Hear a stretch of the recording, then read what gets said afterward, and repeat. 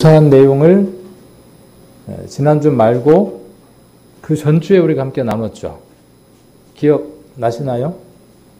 지난주도 기억이 안 나는데 그 전주 기억이 어떻게 난다냐? 감사합니다. 그 전주의 내용은 우리가 사도행전 26장을 통해서 바울이 했던 회개에 합당한 일이라는 부분을 가지고 한번 이야기를 해봤습니다. 누가복음도 누가 썼죠? 누가가 썼고, 사도행전도 누가가 썼죠? 누가 썼냐 물어보면 누가죠. 그래서 그 필적이나 그 다음에 얘기하는 그 흐름들이 공통적인 흐름들을 갖고 있습니다. 그래서 중요한 그 초점, 포커스가 어디에 맞춰져 있냐 하면 누가복음과 사도행전을 자세히 한번 이렇게 관심 있게 읽어보십시오. 어디에 초점이 있냐 하면 사도행전도 회개예요. 회개. 그 회개가 가져다주는 결말이 무엇이냐 하면 부활이라는 것이죠. 그래서 바울은 항상 어떤 단어를 갖고 따라다녔냐 하면 회개와 부활이라고 하는 단어를 함께 전했습니다. 그래서 유대인들로부터, 많은 사람들로부터 바울이 욕을 먹었고 그런 환난을 당했던 이유가 무엇 때문이냐 하면 회개와 부활을 전했기 때문에 그렇습니다. 그 바울이 전했던 그 회개, 또 말했던 그 회개가 누가가 이야기했던 그 회개와 다를 바 없다는 것이죠. 그래서 회개에 합당한 일을 갖고 지난번에 한번 나눠봤습니다. 회개에 합당한 일이 뭐겠습니까? 회개에 합당한 일. 여러 가지로 이야기를 할 수 있겠지만 그냥 짧게 이야기한다면 우리가 이전에 회개하기 이전의 일이 있었죠. 회개하기 이전의 일들이 뭐였어요? 한마디로 짧게 이야기하면 하나님을 거스리는 짓거리를 했어요. 그렇죠? 길게 이야기할 게 없고 하나님을 거스리는 짓거리를 언제 한 거예요? 회개하기 전에 한 거죠. 회개는 뭐예요? 내가 하나님을 거스리는 짓을 했구나 라고 하는 것을 아는 것이죠. 그러면 회개에 합당한 일은 뭐예요?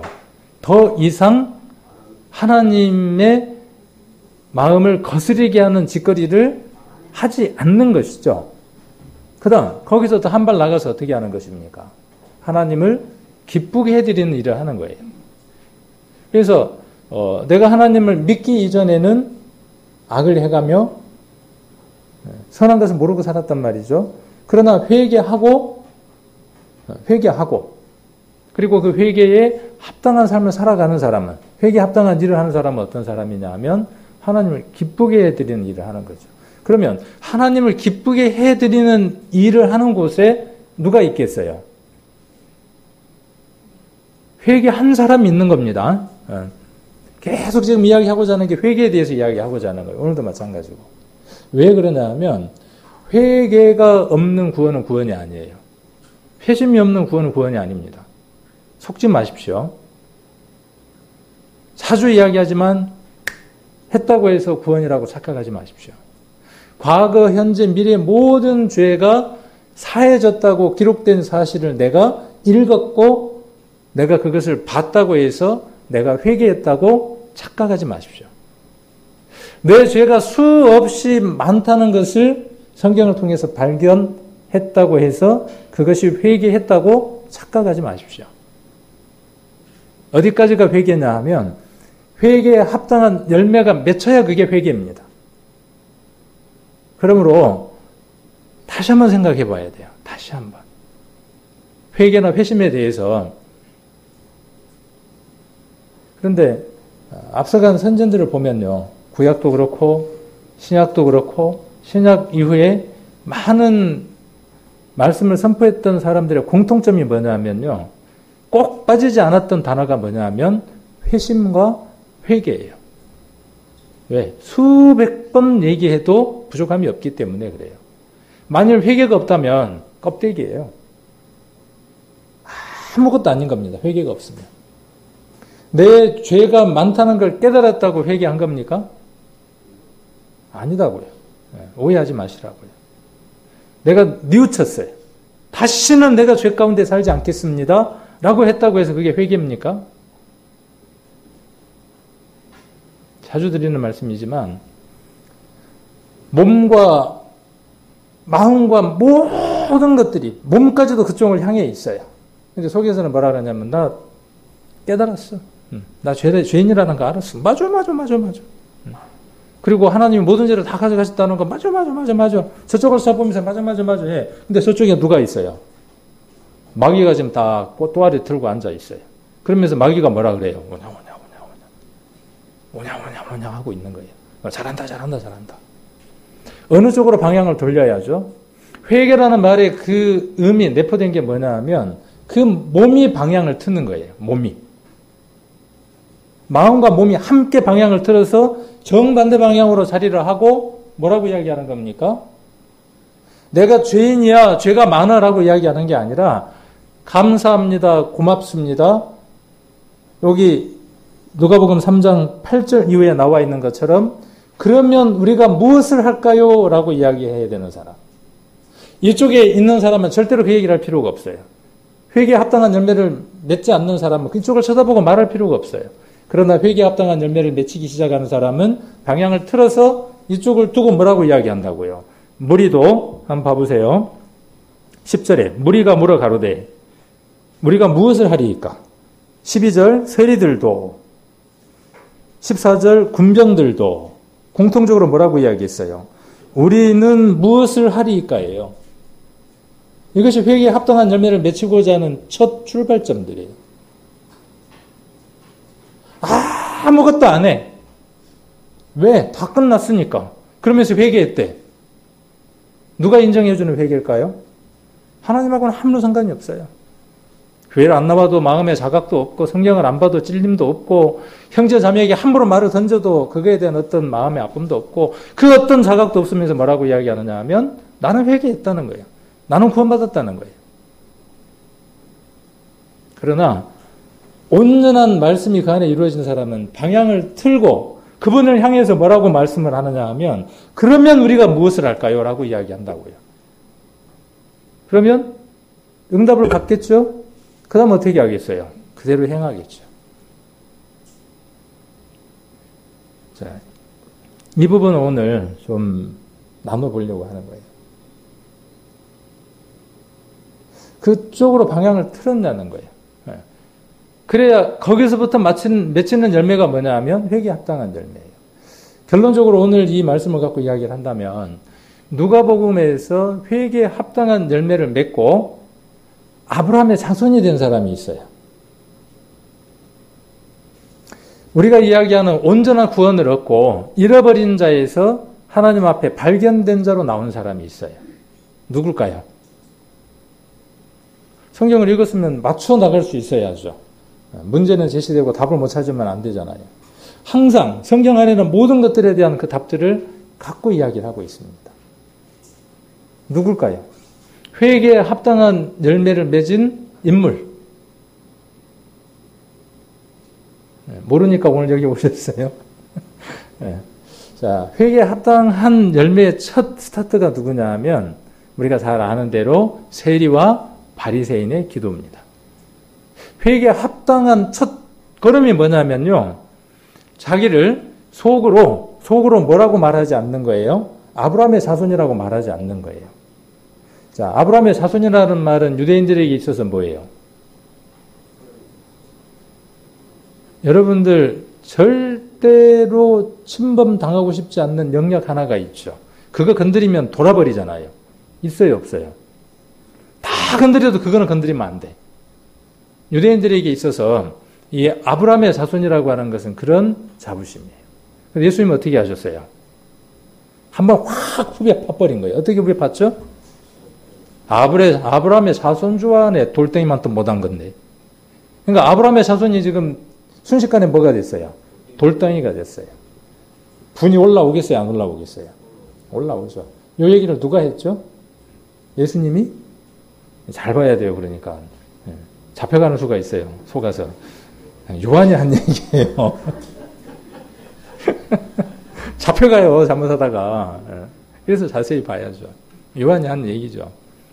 요한에게 있어서 회개에 합당한 열매가 누구냐 하면 회개에 합당한 열매, 회개에서 만날 사람이 누구냐면 예수 그리스도예요. 예수님이 오셔서 뭐라고 말씀하셨어요? 똑같이 회개하라 그랬어요. 그러면 요한이 이야기했던 그 회개와 예수님이 이야기했던 회개가 같은 것일까요? 아니에요. 예수님을 만나고 난 이후에 무엇에 합당한 삶을 살아가는 거예요? 천국에 합당한 자로서의 삶을 살아가기 위해서 또다시 무엇이 필요하냐 하면 회개가 다시 필요합니다. 그래서 회개하라 무엇이 가까웠어요? 천국이 가까웠어요. 그것이 예수님의 외침이었어요. 왜 그 똑같은 얘기를 성경 안에다가 누가가 이야기했어야만 할까요? 회개에 그러면 뭉뚱그려서 한 개, 딱 하나밖에 없어. 구원받았으니까 회개했으니까 더 이상 회개가 필요 없어. 똘똘 뭉쳐갖고 한 개로 뭉쳐버리는 거예요. 그러니까 발전도 없고 삶의 변화도 없고 죄를 짓고도 뻔뻔하고 저처럼 그렇게 살아가는 거죠. 근데 좀처럼 이게 안 바뀌어요. 그렇게 알고 있으면서도. 제가 그런 것처럼 우리 성도님들도 그러겠죠. 자, 그래서 회개라고 하는 것은 그동안에 끊임없이 내게 이야기해줬고 내게 답을 줬던 그 대상으로부터 등을 던지고 등을 뒤로 하고 새로운 대상에게 무엇이냐고 묻는 거예요. 출발하는 거예요. 그때부터. 그래서 속으로 아브라함이 우리 조상이라고 생각하지 않는 거예요. 속으로. 자, 아까 이 답을 이야기하려다가 이야기 안 했잖아요. 18장, 누가복음 18장에 보면 우리가 잘 아는 대로 세리와 바리새인의 기도가 나오죠. 한 사람은 뭐라고 기도했어요? 나는 소득의 10의 1을 드립니다. 뭐 이렇게 합니다. 저렇게 합니다. 잘한다는 거예요. 근데 아까 아브라함을 두고 예수님이 뭐라고 요한이 뭐라고 이야기했다고요? 돌덩이 같은 것들아 그렇게 이야기한 거죠. 얼마나 속상해 있겠어요. 그렇게 속이 상할 때 그 속에서 왜 저 말씀을 예수님이 그렇게 하셔야만 했을까 하는 사람은 어떻게 했다고요? 그 대표적인 인물이 아까 누구였어요?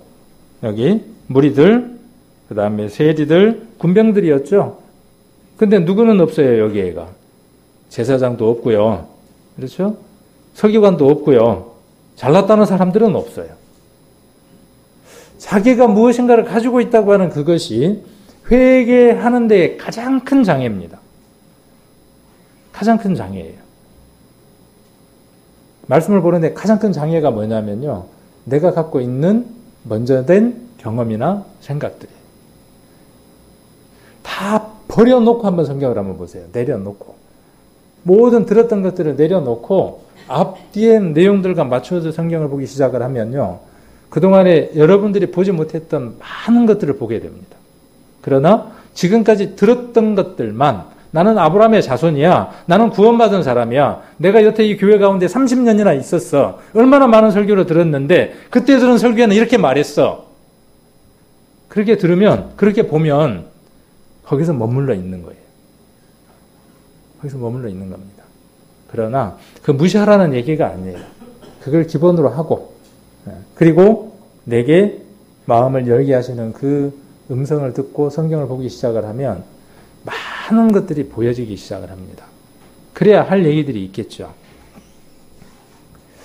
자, 회개에 대해서 저 글자를 옮겼는데 이게 잘 안 보이네요. 희미하게. 편집을 잘 해야 되는데 많은 앞선 사람들은 회개에 대해서 수없이 이야기를 했어요. 옮겨올 수 없을 만큼 회개에 관계된 명언들이 많아요. 설교자들이 설교하면서 이 얘기를 끊임없이 외쳤어요. 그런데 성경의 내용을 이야기하는 것이죠. 저도 이 내용들을 좀 인용을 하고 싶어요. 만약 하나님께 회개함이 없이 그 마음이 계속 양심에 거스려 죄에 거한다면,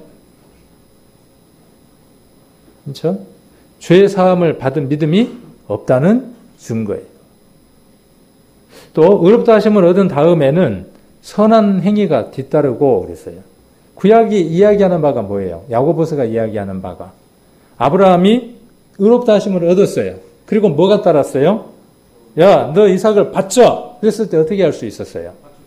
바칠 수 있었어요. 그때 바친 것이 아니라 언제 바친 것이에요? 우리는 믿음의 눈으로 그 성경을 읽을 수 있죠? 언제요? 의롭다함 받을 때. 자, 참되고 생명력 있는 믿음은 반드시 뭐가 나와요? 선행이 나오기에 열매를 보아서 나무를 판단하듯 생명력 있는 믿음도 선행을 보아 분명히 알 수 있다. 제가 왜 이야기를 계속 하느냐 하면 제가 제 삶을 이렇게 돌아보면 무엇이 많이 없느냐 하면 이 열매들이 많이 없어요. 성질나면 욕도 막 해버리고, 야, 목사가 욕하니까 나도 욕해도 되겠다. 힘을 얻으십시오. 진행형이 아니고, 진행형이 아닐 수도 있어요. 그랬다는 얘기예요. 아내도 함부로 하고, 자식한테도 함부로 하고, 구원함을 받았으면 그 모든 것들에 있어서 회개하기 전과 지금의 모습이 달라진 것이 있어야 그게 회개에 합당한 것이잖아요.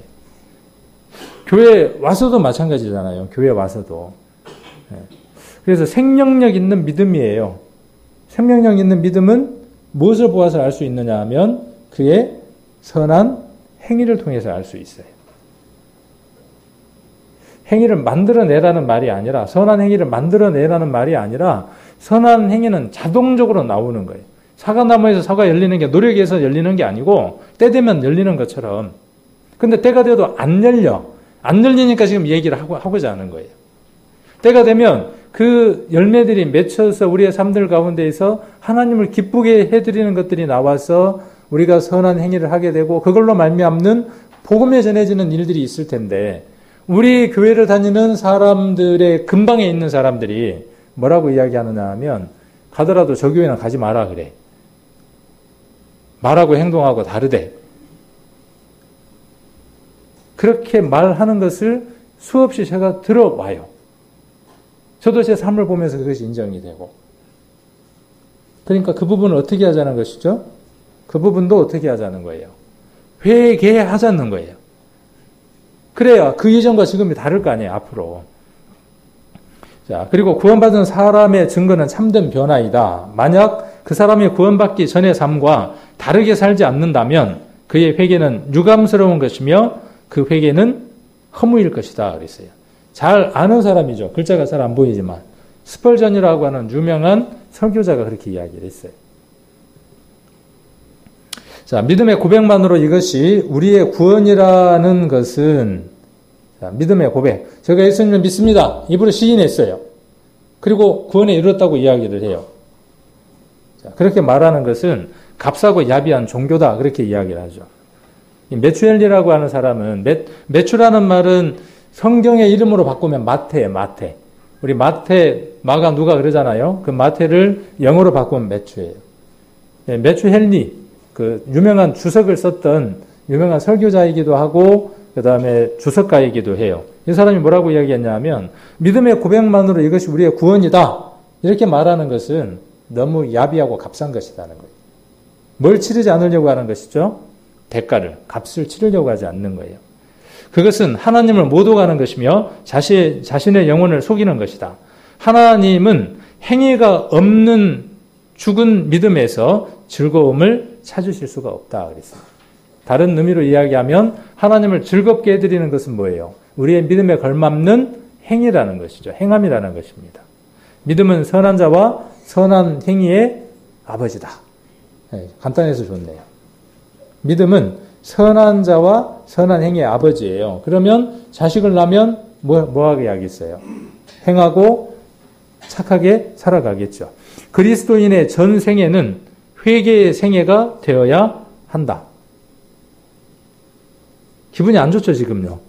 표정들이 별로 안 좋아. 왜 자꾸 뭔 얘기를 하니까. 아유, 그리고 전도 집회 때 분명히 네가 말하기를 뭐라 그랬냐면은 회개할 필요가 없다라고 말했는데 왜 자꾸 회개라고 이야기하냐는 거예요.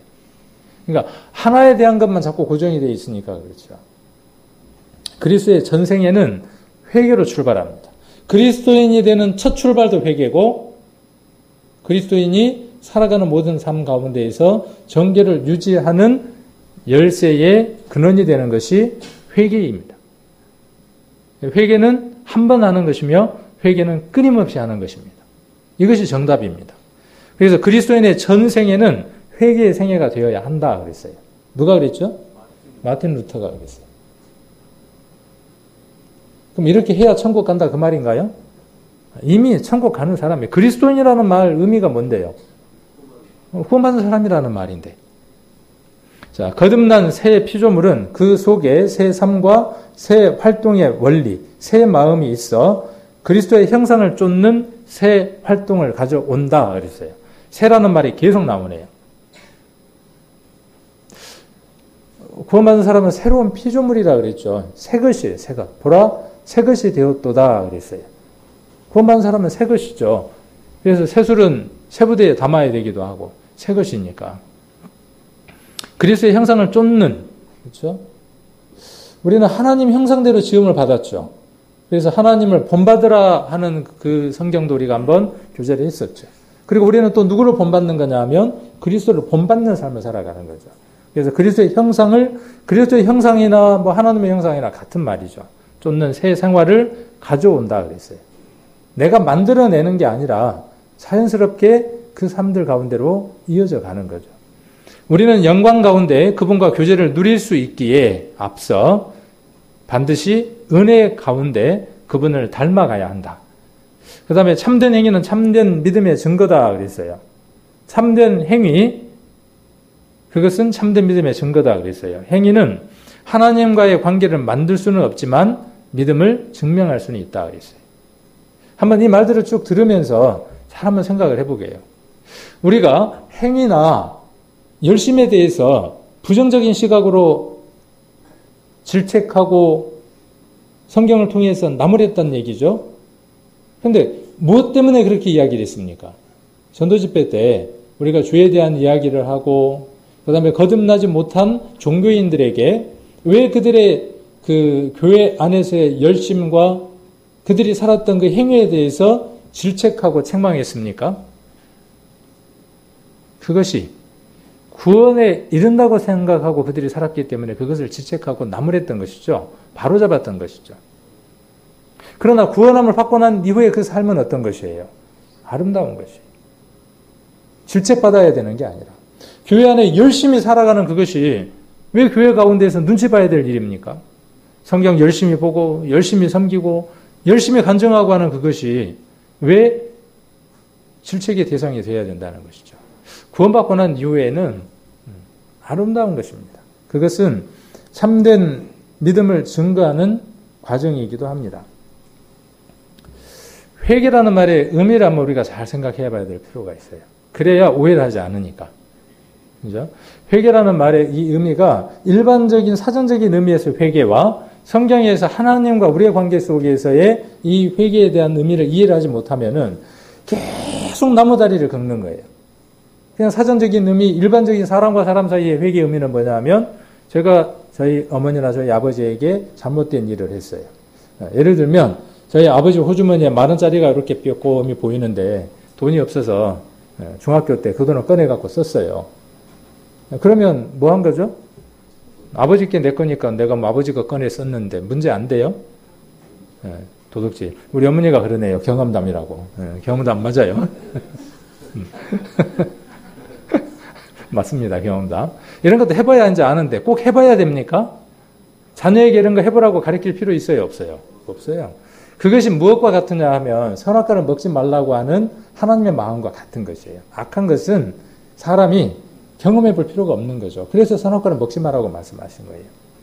자, 어찌됐든 그럴 때 제가 식사를 하면서 아버지하고 한 밥상에서 밥을 먹으면서 저희 아버지 눈을 이렇게 쳐다보겠어요? 못 쳐다보겠어요? 아버지는 아실까요? 모르실까요? 이제 그건 모르겠어요. 근데 아실 수도 있고 모르실 수도 있어요. 근데 모르시겠습니까? 아실 거예요. 그럴 때 눈을 쳐다보지를 못하죠. 그러면 직감적으로 알죠. 그쵸? 직감적으로 아는 거예요. 아, 하고 아는 거예요. 왜 없어졌는가를 아는 거예요. 처음에는 우리 어머니가 가져간 줄로 알았는데, 장 보려고. 딱 아들 눈을 보는 순간 어때요? 아, 이놈이구나. 그러고 아는 거예요. 근데 모른 척하고 넘어가죠. 그리고 뭘 원하시던가요? 뭘 원하시냐면요.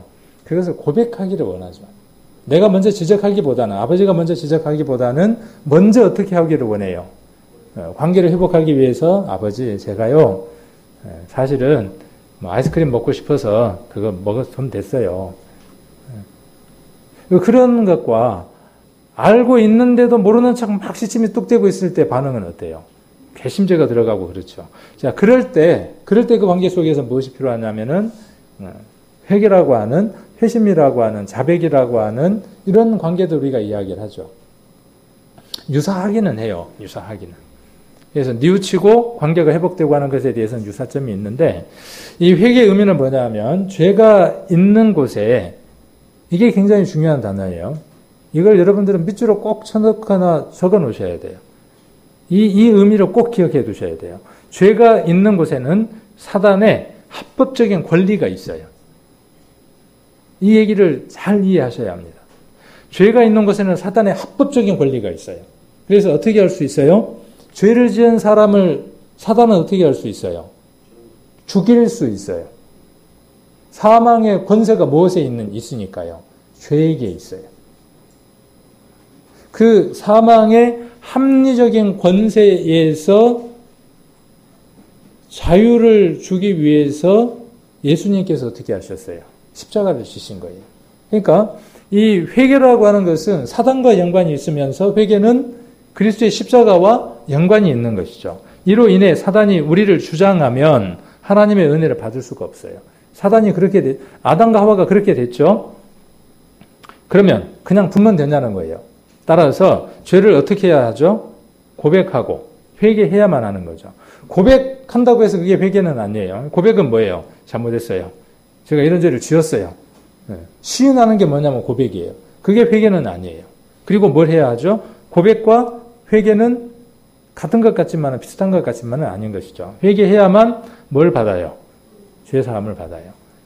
우리가 이렇게 해서 구원을 얻었어요. 죄의 사함을 얻었어요. 죄의 형벌로부터 자유함을 얻었어요.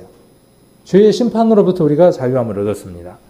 그래야 사단의 영향력에서 벗어나요. 뭐가 벗어났죠? 제일 먼저 우리의 영이 사단의 권세에서 벗어났어요. 우리가 이걸 뭐라고 이야기하냐면 구원이라고 이야기를 합니다. 영생이라고 이야기하고 이것을 거듭남이라고 이야기를 합니다. 어떤 분은 받은 분도 있고 받으려고 애쓰는 분도 있고 그렇죠? 받은 분도 있고 받으려고 애쓰는 분도 있고 받지 못한 분도 있고 뭐 받으려고 애쓰는 분도 못 받은 사람이고 그래서 내가 죄가 있고 그 죄 때문에 사단이 나를 사로잡고 있다는 사실을 발견하는 것 그것이 무엇을 가져오느냐 하면 회개를 가져오게 한다고요. 아, 내가 사단의 영향력 아래에 있는 사람이구나. 내 영이 사단의 것이구나 하는 것을 인정하는 것, 받아들이는 것, 수용하는 것, 그리고 거기로부터 내가 구원함을 받으려고 하는 마음. 이것이 우리가 전도 집회 때 얻으려고 하는 과정들이죠. 자, 그래서 여러분들은 그 과정을 거쳐서 그 영이 사단의 영역 아래에 있다는 걸 인정하게 됐죠. 그래서 그것으로 말미암아 내가 죽게 된다는 것도 알고 영원한 불문 속에 간다는 것도 알게 됐죠. 그것으로부터 나를 구원해 줄 수 있는 분은 그 어디에도 없다는 걸 알게 됐죠. 그럴 때 우리가 구원의 손길을 원하고 손을 내뻗었을 때 우리에게 구원의 손길을 주시는 분을 우리가 만났죠. 깨달은 게 아니라 만났잖아요. 그죠? 깨달았다는 그 표현보다는 어떤 표현이 더 정확한 표현이죠? 우리를 구원해 주시는 그분을 만난 거죠. 그 구원의 손길을 우리가 잡은 것이죠. 깨달은 것이 아니라 우리의 표현들이 이렇게 바뀌어져야 돼요. 만난 거예요. 만났습니까? 지금도 그분 손에 있습니까? 만나고 싶어요? 만난다 그러니까는 뭐 진짜 이렇게 있어갖고 만나고 그런 걸로 또 추상적으로 또 어려움이 있는 것 같기는 해요. 그래서 사단의 영향력에서 벗어나고 비로소 하나님으로부터 은혜를 받을 수 있다. 그러므로 우리는 날마다 회개해야 한다. 한 번 우리가 영이 구원받기 위한 한 번의 회개가 있어야 하고 지난번에 우리 정용우 전사님이 삶이라고 하는 것을 가지고 여러 가지를 정리를 해서 잘 말씀을 해주셨죠. 그래서 회개에도 세 가지의 유형의 회개가 있는 것이죠. 더 분류를 해볼 수 있어요. 조금 이따 좀 분류를 해보려고 합니다. 그래서 우리가 일반적으로 두 가지의 회개를 이야기해 볼 수 있죠. 단회적인 회개와 반복적인 회개. 우리가 잘 아는 대로. 자, 그래서 이 회개는 끊임없이 이루어져 가야 하는 것이죠. 자, 회개의 깊이만큼 깊은 은혜를 받을 수 있다. 회개는 우리를 자유, 진리, 생명이 있는 하나님 나라로 인도하는 하나님 우리에게 주신 매우 귀중한 열쇠다 그랬어요. 회개의 중요한 요소, 지난번에 3요소 배웠죠? 안 배웠나요? 회개의 중요한 요소. 지난번에 우리 정유 전사님도 이야기해 주시던데, 누가복음에 나와 있는 탕자의 비유에서 회개의 3가지 요소를 찾아볼 수 있다 그랬죠. 이건 구원받을 때에도 마찬가지예요. 내 영이 거듭나는데 단회적으로 이 일을 했냐 그 말이에요. 한 번. 내 영이. 안 했으면 그 사람은 거듭나지 않는 거예요. 영이 가장 중요한 영의 문제가 해결함을 받지 못한 거예요. 내 영이 죄를 깨닫고 그 죄에 대한 바른 깨달음이 있느냐는 거죠. 자, 그 다음 두 번째가 죄에 대한 슬픔과 그것을 해결하고자 하는 통한이 여기는 마음이 있냐는 거죠. 회개에 합당한 열매라고 이야기할 때 우리가 세리와 바리새인의 기도를 이야기하는 것이죠. 바리새인은 어때요? 서서 떳떳하게. 그러나 세리는 어때요? 세리의 키포인트가 뭐였어요? 나는 죄인이로소이다. 이것이 하나님 앞에 나아가는 가장 귀한 모습이죠. 돈을 들고 가는 것도 아니고 그 어떤 것을 들고 가는 것도 아니고 이것으로 가까이 가는 거죠. 예수님이 뭐라고 말씀하셨습니까요? 병든 자에게 의원이 필요하고 건강한 자에게는 의원이 필요 없다는 것이에요. 예수님은 누구에게 필요하신 분이냐 하면 죄인에게 필요하신 의사예요. 의원이에요. 그래서 죄에 대한 슬픔과 마음 이것이 필요하고 그래서 앞에 건 지죠. 지식이에요. 내가 죄가 있다는 것을 성경적인 것으로 깨닫고 발견하는 거예요. 인지하고 그것 속에 내가 하나가 되는 거예요. 그리고 그렇게 될 때 내 마음이 어떠냐 하면 그것 때문에 근심하게 돼요. 지난번에 고린도 후서 우리가 이야기했었죠. 우리 정효 전사님 우리 성경 이야기하면서 근심함으로 회개에 이른 까닭이다. 그렇게 고린도 교회에다가 바울이 편지 쓴 것을 볼 수 있죠. 자, 그리고 이 2개까지가 회개라고요? 아니라고요. 그 2개가 뭘 만들어내야만 해요? 저 3번째 걸 만들어내요. 죄로부터 돌이키는 의지적 결단과 행위, 곧 죄의 청산이 필요한 거예요. 예수님이 많은 이적을 행하셨는데 그 이적을 행할 때에 그 대상들이 누구였냐 하면 그 당시 죄인들이고 사회로부터 손가락질을 받는 사람들이었어요. 그들을 예수님께서 오셔서 죄인인 것을 깨닫게 하고 그들이 마음에 상하게 하고 그렇게 해서 구원함을 받게 하고 예수님이 반드시 무엇이라고 말씀하시느냐 하면 가서 너희들 마음대로 살아라. 자유롭게 살아라. 그렇게 이야기하시지 않고 반드시 뭐 말씀을 하셔요? 가서 다시는 우리에게도 뭐라고 말씀하실까요? 그래서 그것으로부터 청산이 필요하다는 거예요. 회개에 4가지 종류가 있습니다. 회개에는 그냥 우리가 단순하게 2가지만 생각을 해볼 수 있었고요. 그 2가지를 조금 제가 한번 3분을 해보는 거예요. 3분을. 왜 그러냐 하면 자꾸 이거에 대한 오해들이 있고 하니까 그리고 이거에 대한 오해가 없다고들 이야기하는데 삶이 어떠냐 하면 회개한 열매를 맺힌 사람들이 아니다고 보여지는 거예요. 저도 제 삶이 그렇고 우리 교회의 모습도 그렇고 개개인의 성도들의 모습들도 보면 그런 모습으로 보이기 때문에 그렇다는 것이죠. 첫 번째 회개는 안 하면 안 되는 것이죠. 이게 구원을 얻기 위한 전형적인 회개, 즉 그리스도인이 되기 위한 과정의 회개, 이례적인 것이죠. 우리 사도행전 11장의 생명 얻는 회개죠. 이건 계속하는 게 아니에요. 우리가 전도 집회 때 일반교회 사람들이 죄 용서해 주시옵소서, 용서해 주십소서 밤마다 가서 이렇게 빈달하고 우리가 지적했던 것은 무엇에 관한 것이냐 하면 이것을 이루기 위해서 반복하는 것에 대해서 지적한 것이에요. 그러니까 구분을 해야만 하는 것이죠. 자, 그리고 2번째는 삶 속에서 스스로 저지른 죄와 죄악된 행실로부터 돌아서는 회개예요. 구원받고 난 이후에도 여전히 죄가 우리를 지배할 수 있어요. 주장할 수 있어요. 그러면 사단은 뭘 다시 가졌죠? 합리적인 권리를 가진 거예요. 사단은 합리적인 권리를 갖고 뭘 하겠어요? 송사하는 거죠. 뭐라고 송사하겠어요? 네가 죄를 지었다는, 구원받았다는 놈이 말이야. 또 죄를 지었어? 아이고, 공덕이다. 네가 그러고 하나님의 자녀란 말이냐? 그렇게 이야기를 하겠죠. 갑자기 소리가 적어졌죠? 제가 소리를 너무 크게 질러서 그런가요? 소리를 확 줄여줬네. 아나콩떡이다 그랬을 거 아니에요. 그게 사단이 하는 합리적인 권리예요. 그 합리적인 권리로부터 우리가 자유함을 얻기 위해서, 쉼을 얻고 구원에 대한 확신을 얻기 위해서 필요한 것이 무엇이냐 하면 하나님, 죄가 지금 제 마음을 사로잡고 있습니다. 그래서 예수님이 제게 필요합니다.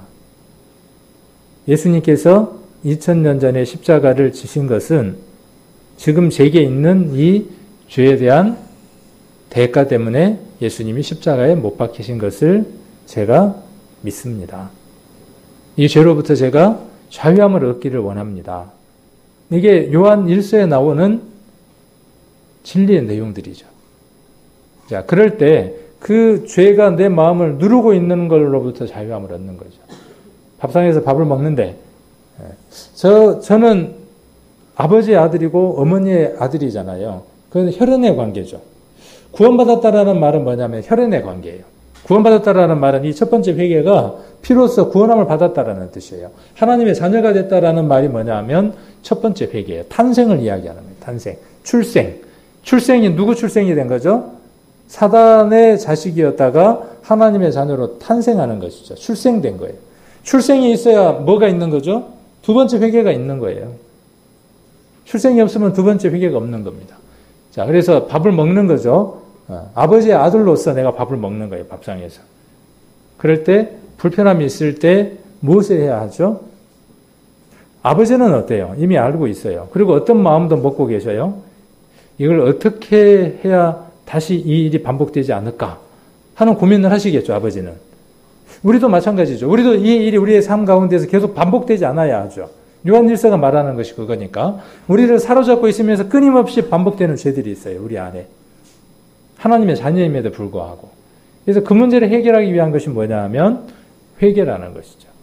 그렇습니다. 제가 여전히 핏값 주고 산 귀중한 하나님의 자녀임에도 불구하고 핏값에 걸맞는 삶을 제가 살아가지 못하고 있습니다.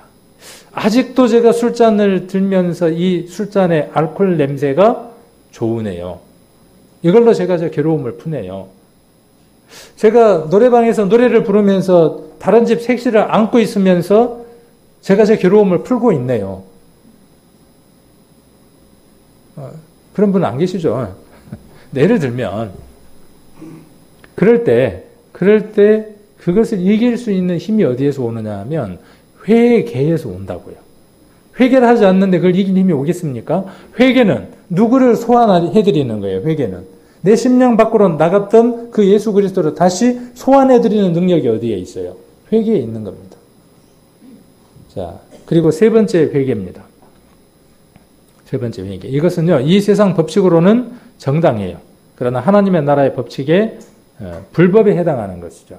이 회개예요. 이런 것 많이 있습니다. 우리가 그리스도인이기 때문에 하나님 앞에 거스리는 것이 되는 것들이 많이 있습니다. 뭐가 있을까요? 뭐가 있을까요? 많이 있을 거예요. 자, 고린도 후서를 한번 찾아볼까요? 자, 많은 것이 있는데 어디를 한번 찾아보느냐 하면 고린도 전서입니다. 고린도 전서 4장을 한번 찾아보겠습니다.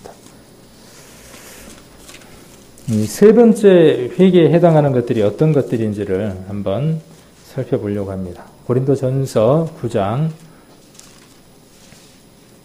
14절입니다. 14절.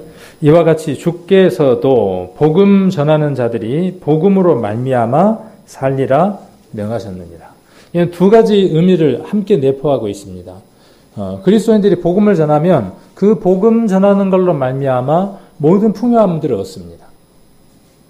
구원받은 사람이요, 복음 전하는 것에 올인하잖아요. 그러면 목사뿐만 아니라 어떤 사람이더라도 하나님이 어떻게 하신다고요? 굶주리게 하지 않는다, 그런 말씀이에요. 모든 면에서. 바울은 그렇게 살았다, 그 말이에요. 바울은. 자, 16절. 내가 복음을 전할진대. 같이 한번 읽겠습니다. 16절은 내가 복음을 전할진대 자랑할 것이 없음은 내가 부득불할 일임이라. 만일 복음을 전하지 않으면 어때요? 화가 있어요. 복음을 전하지 않는 것이 그리스도인에게 있어서 죄로 친다면, 그렇죠? 죄로 한번 우리가 꼽아 본다면, 하나님 앞에 하나님의 자녀로서 하나님 마음을 가장 거스리는 것이 있다면, 우선으로 해야 할 일 가운데에 제외된 것들로 제외시키는 것들이 있다면, 바울은 이걸 뽑고 있다는 거죠. 복음을 전하지 않는 그것이 그리스도인에게 있어서 가장 큰 죄라는 것이죠. 이 죄라는 말은 지옥 간다는 말이 아니라 하나님과 내 사이에 아까 제가 우리 아버지의 10,000원짜리 돈 하나 꺼내는 것처럼 그런 불편함을 가져다 준다는 거예요. 그리고 사단은 그걸 그냥 두지 않는 거죠. 여러분, 처음 구원받았을 때처럼 흥분돼서 즐거움으로 기쁨으로 미쳐서 살고 싶습니까?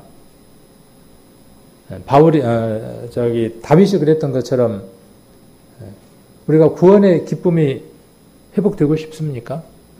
그러면 에베소 교회에게 편지 썼던 것처럼요, 처음 행위를 회복하기 위해서는요, 처음 사랑이 회복돼야만 합니다. 그 얘기는 뭐냐 하면, 우리들 심령 안에요, 처음 사랑이 식어버린 거예요. 그 처음 행위를, 처음 사랑을 회복하는 방법은요, 복음을 전하는 겁니다. 입을 열기가 힘들어도 입을 열어보는 겁니다. 입을 띄워보는 겁니다. 그리고 내가 입을 연 것과 내 삶이 일치되는가를 돌아보는 겁니다. 그리고 일치되지 않을 때 그 일치되지 않는 삶을 일치하게 할 수 있도록 내게 힘을 주십시오라고 하는 그 기도가 우리를 바르게 만들어주는 회개의 기도입니다. 그래서 이 세 번째 회개는 뭐냐면요, 세상 죄의 과목에서 해당되는 죄가 아니에요. 그렇죠? 그러나 우리에게는 무엇이 남겨져 있어요? 이것을 하지 못한 것에 대한 회개가 있어야 한다고요. 우리가 전도 집회를 1년에 2번 합시다. 그래서 봄, 가을 이렇게 전도 집회를 하기로 했습니다.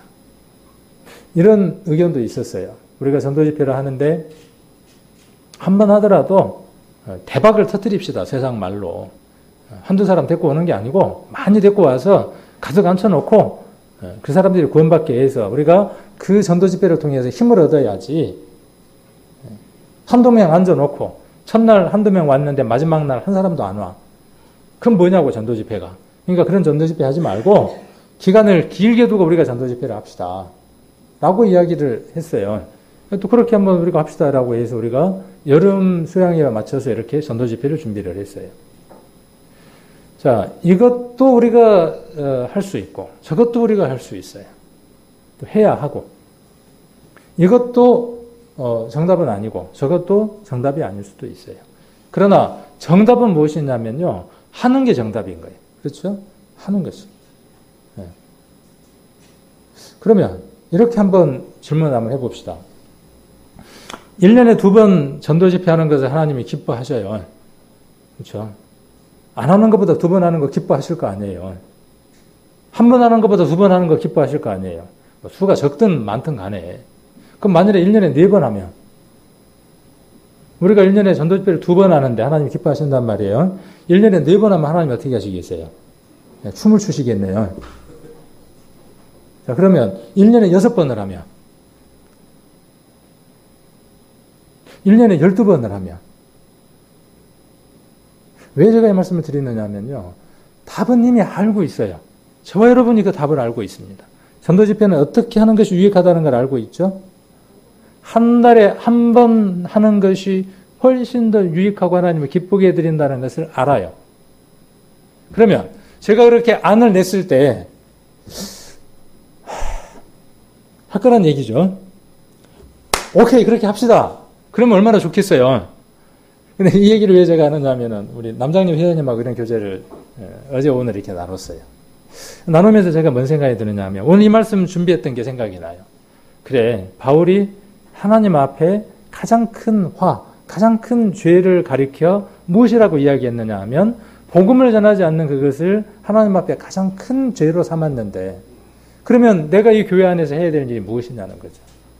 복음을 전하는 것이 일이고 교회가 복음을 전할 수 있도록 해야 하는데 아이고 우리 성도님들 형편이 이리저리 어렵고 또 번거롭고 하니까 전도 집회 그냥 1년에 4번 하는 것보다 2번 합시다.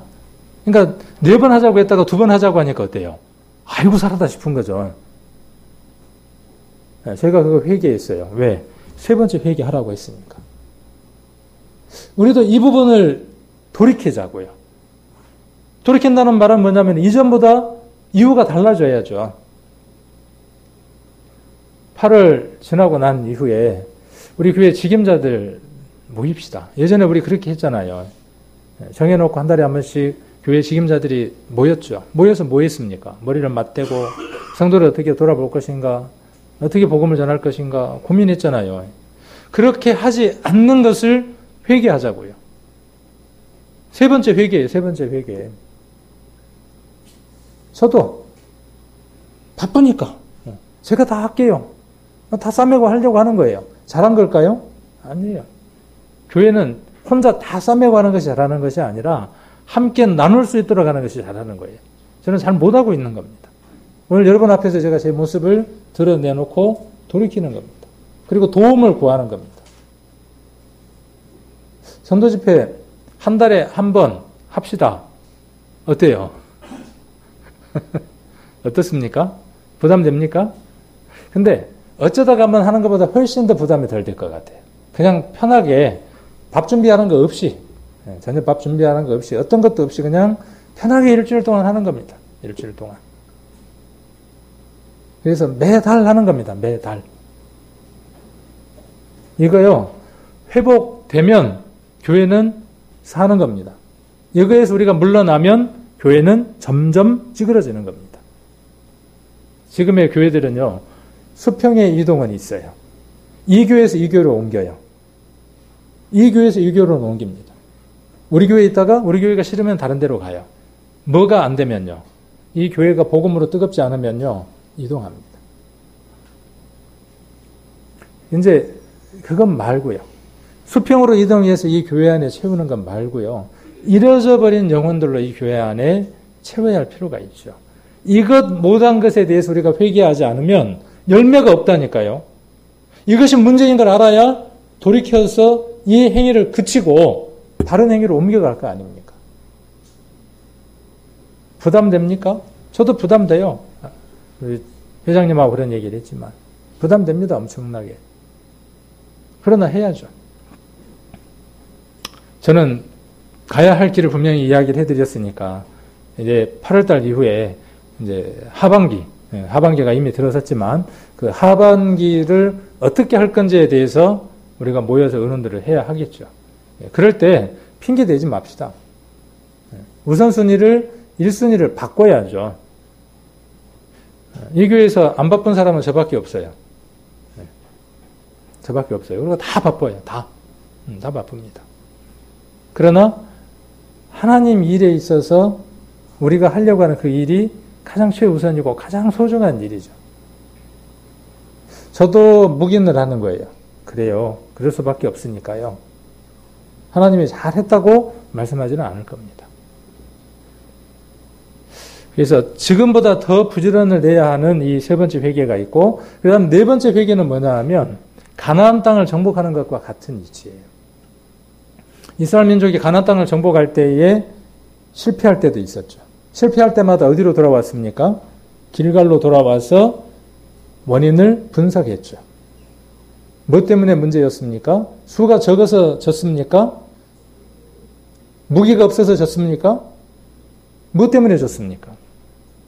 이스라엘이 전쟁에서 진 이유가 뭐 때문이었어요? 군사수가 적어서요? 아니에요. 많은 군사수를 데리고 갔지만 패하고 돌아왔어요.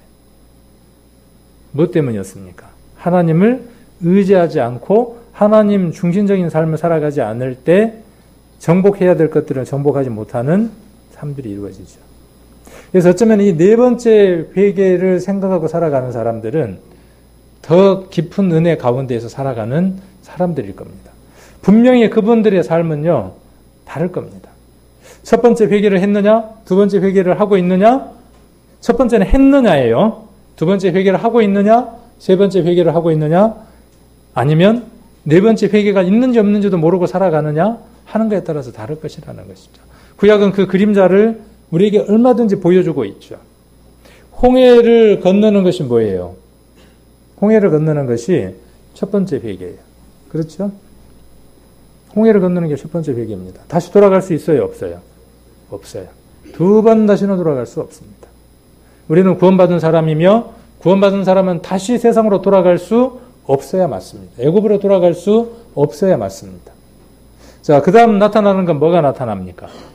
그 강을 하나 건넜으니까 끝나든가요? 뭘 건너야 하죠? 또 강 하나가 나서지 않던가요? 또 하나의 강 하나가 나서죠. 요단강이라는 강이 또 하나 나섭니다. 그 요단강은 어떻게 건너든가요? 그렇죠. 두 번째 해야 할 과정들이 있죠. 내가 넘어야 할 강들이 늘 나타납니다.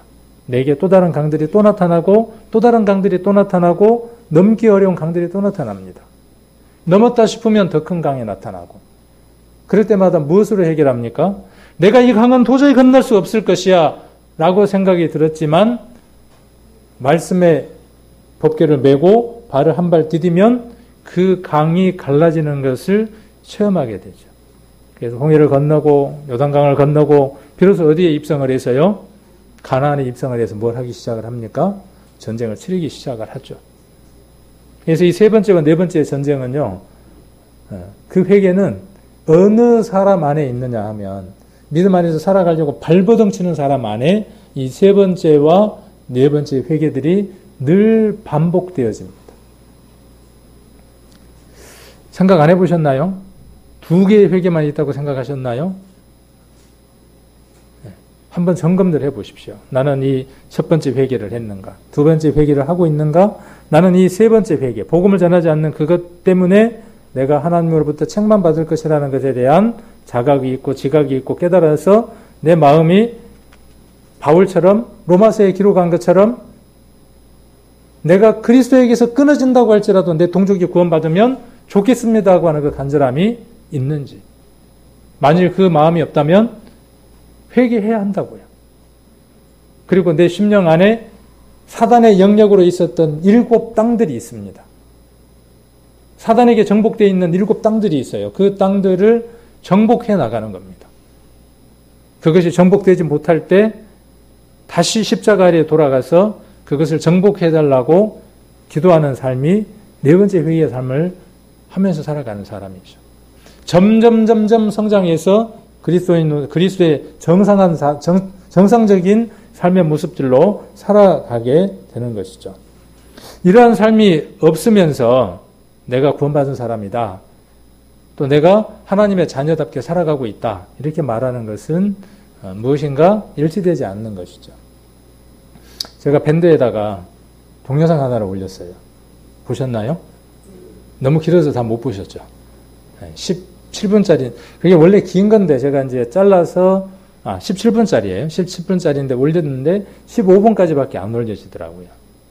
제가 왜 여러 가지 글을 안 적고 그냥 글만 올려봤냐 하면 어떤 생각들일까 하는 생각이 들어서, 그 영상을 보면서 성도님들이 어떤 생각을 하실까 라는 생각이 들어서 한번 올려보고 제 생각을 한번 나눠보고 싶어서 그 영상을 제가 올려놨어요. 그 제목이 뭐냐 하면 자라지 않는 딸이에요. 나이가 31살인데 아직도 젖병을 물고 있어요. 참 애터지죠. 예. 아마 애터진다고 그랬을 거예요. 근데 그걸 보면서요, 집사람하고 둘이 이런저런 얘기를 나누면서 눈물이 나더라고요. 왜냐하면 부모된 마음이니까, 내 자식이 그렇다면 이라고 가정을 해보게 되니까. 제가 선뜻 뭐라 그랬냐면, 나 같으면 나는 저렇게 못하겠네. 내 딸이 암만 귀해도 나는 저렇게 못하겠네. 그냥 편하게 일찍 보내겠네. 그렇게 말을 하고 나니까요, 이게 막 미어지는 거예요. 그죠? 미어지는 거예요, 미어져. 그래서 제가 그 다음 뭐라 그랬냐면은, 그래 놓고 내가 어떻게 살겠는가? 내가 죽어야지. 그렇게 말하고 나니까 또 누가 남아있어요? 집사람이 남아있는 거예요. 아, 그래서 극단적인 선택을 하는가 보다. 그런 환경 가운데 있는 사람들은 그래서 온 가족이 뭐라 그러죠? 아주 극단적인 어떤 선택을 하는가 보다라는 생각을 했어요. 그걸 보면서 그런 생각도 나고요. 또 하나 뭔 생각이 났냐 하면 내가 구원받은 사람으로서 하나님 앞에 어떤 모습일까? 우리 교회가 하나님의 교회로서 딸로서 신부로서의 모습이 어떤 모습일까? 태어났는데 탄생은 있는데 그 탄생 이후에 성장이 있어야 될 텐데 그 성장이 머물러서 시간이 점점점 가고 있는 그 상황 속에서 우리의 모습은 어떤 모습일까? 그래서 그게 내 딸이라면 하는 생각도 있었지만은 저는 그걸 어떻게 한번 생각을 해봤냐 하면 내가 하나님 앞에 저런 모습이라면 우리 그렇잖아요. 구원받았다고 얼마나 좋아합니까? 한 생명이 태어나면 얼마나 기뻐합니까? 얼마나 좋아하고. 그런데 태어났는데 10년 전이나 20년 전이나 30년 전이나 똑같아. 교회도 챙겨야 오고 조금 싫은 말 한마디 하면은 교회 나오니 안 나오니 애써서 신방 가야 되고